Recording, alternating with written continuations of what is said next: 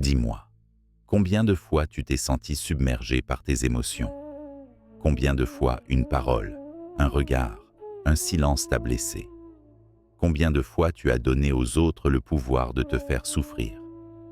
Tu pensais être fort, mais tu t'es senti impuissant. Tu voulais rester calme, mais t'as explosé. Tu voulais tourner la page, mais tu n'y arrives pas. Tu n'es pas seul. On est tous passés par là. Ce que tu vis, ce n'est pas une faiblesse. C'est humain. Mais il y a une voie pour en sortir, une manière de redevenir maître de toi. Cette voie, c'est celle des stoïciens. Le détachement émotionnel n'est pas une fuite, c'est une force. C'est l'art de rester stable quand tout vacille. C'est l'art de garder ta paix intérieure, même quand l'extérieur te provoque. Aujourd'hui, je vais t'apprendre ce que signifie vraiment le détachement émotionnel. Pas en théorie, en pratique.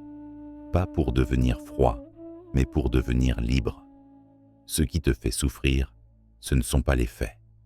Ce sont tes pensées. Ce n'est pas le comportement des autres. C'est ce que tu y attaches. Tu attends. Tu espères. Tu veux contrôler. Et quand ça ne se passe pas comme tu veux, tu tombes.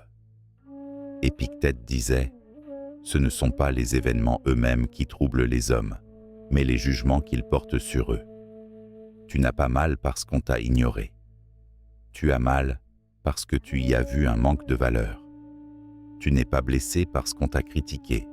Tu es blessé parce que tu as cru à cette critique. Tant que tu relis ton bien-être à ce que tu ne contrôles pas, tu seras instable. C'est ça, la base du stoïcisme. La dichotomie du contrôle.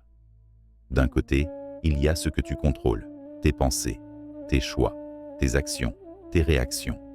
De l'autre, ce que tu ne contrôles pas, ce que les autres pensent, ce qu'ils font, ce qu'ils ressentent.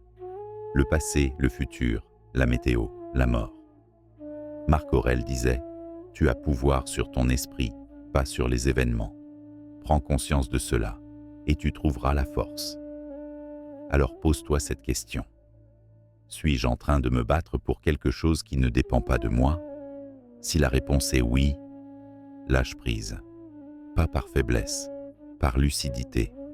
Ce n'est pas être insensible, ce n'est pas fuir les émotions, ce n'est pas devenir indifférent à tout.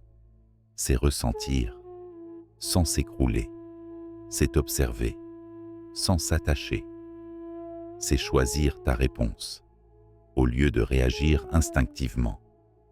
Sénèque disait, « Celui qui est maître de lui-même est plus grand que celui qui prend une ville. » Le détachement émotionnel, c'est l'art de rester centré quand les autres s'éparpillent.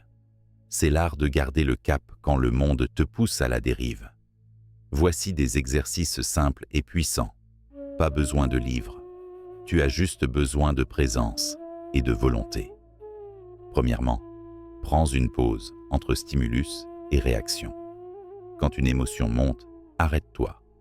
Respire, observe. Dis-toi, ce que je ressens n'est qu'une suggestion, pas une vérité, pas une obligation. Tu n'es pas obligé de t'énerver, tu n'es pas obligé d'être blessé, tu as le choix. Ce petit espace entre l'émotion et ta réaction, c'est là que réside ta liberté. Deuxièmement, écris chaque soir. Note ta journée.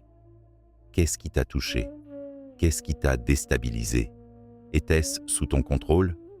Comment aurais-tu pu réagir différemment? Sénèque écrivait tous les soirs pour passer en revue ses pensées et corriger ses écarts. Ce n'est pas pour se juger, c'est pour s'élever. Troisièmement, pratique la visualisation négative. Chaque matin, imagine qu'on te critique, qu'on te rejette, qu'on te déçoit.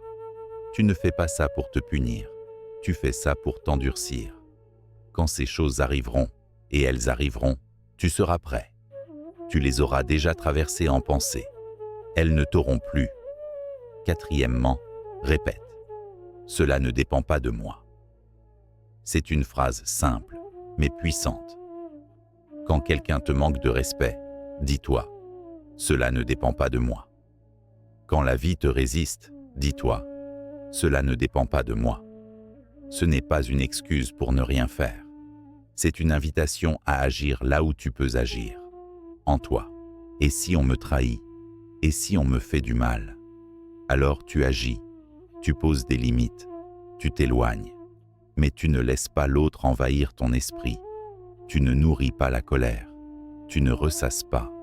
Tu restes droit, centré, aligné. Marc Aurèle disait « Choisis de ne pas être blessé et tu ne le seras pas. Personne ne peut t'atteindre sans ta permission.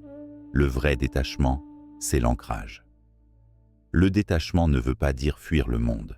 Il veut dire rester libre dans le monde, libre de tes pensées, libre de ton énergie, libre de ton humeur. C'est là que commence la vraie force. Ceux qui ne sont pas détachés vivent dans la réaction.